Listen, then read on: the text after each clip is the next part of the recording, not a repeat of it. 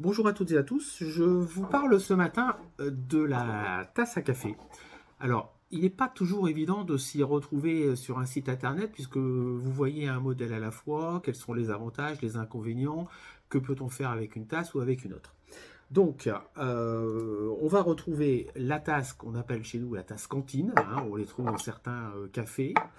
On a ce qu'on appelle le mini mug, le mug traditionnel, hein, ça vous permet de voir la différence de taille principalement, la tasse expresso, le mug émail et la tasse à café également expresso, plus petite que le mini mug. Donc, c'est une affaire de goût, bien évidemment. Celle qui fonctionne très bien, c'est la tasse expresso avec une anse en forme de V. Mais comme la céramique est très fine, elle est réservée principalement pour un usage de personnalisation texte et logo. Si vous mettez une photo, ça doit être d'abord une photo parfaite et surtout un gros plan. Donc un visage, ça va passer. Si vous mettez une photo de famille, un paysage, on aura un effet légèrement flouté qui parfois peut déranger certains clients. Donc celle-ci, vous la réservez vraiment au logo et au texte. Alors la tasse émail, vous pouvez imprimer n'importe quel type de visuel. Le rendu est excellent parce qu'on est sur une surface métal. Donc bien sûr, l'avantage, c'est que ça ne casse pas. Hein, mais ça vous donne la taille.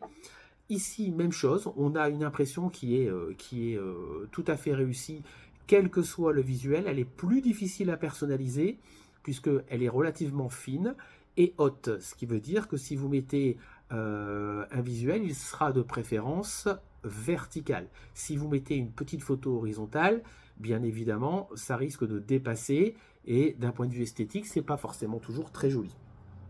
Celui qu'on va conseiller aux entreprises, petites entreprises ou moyennes entreprises, bien sûr aux particuliers également, c'est ce mini mug qui est idéal pour les machines à expresso. Donc la tasse en V, vous pouvez également sur une machine expresso de petite contenance. Celle-ci, vous ne risquez pas d'avoir de débord par rapport à la contenance, même si effectivement, hein, on le voit bien, c'est quand même beaucoup plus petit qu'un mug. Enfin, la tasse cantine.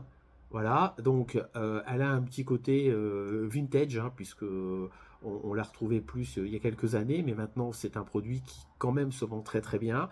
Son avantage, c'est qu'elle est un petit peu plus large. Sur une photo horizontale, ça passera très bien. Sur une photo verticale, c'est un petit peu plus délicat.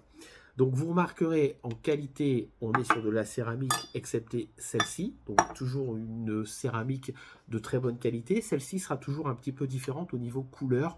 Hein, comme je l'expliquais tout à l'heure, c'est parce que la céramique est plus fine. Voilà, j'espère que ça va vous aider à faire votre choix pour choisir donc votre tasse à café.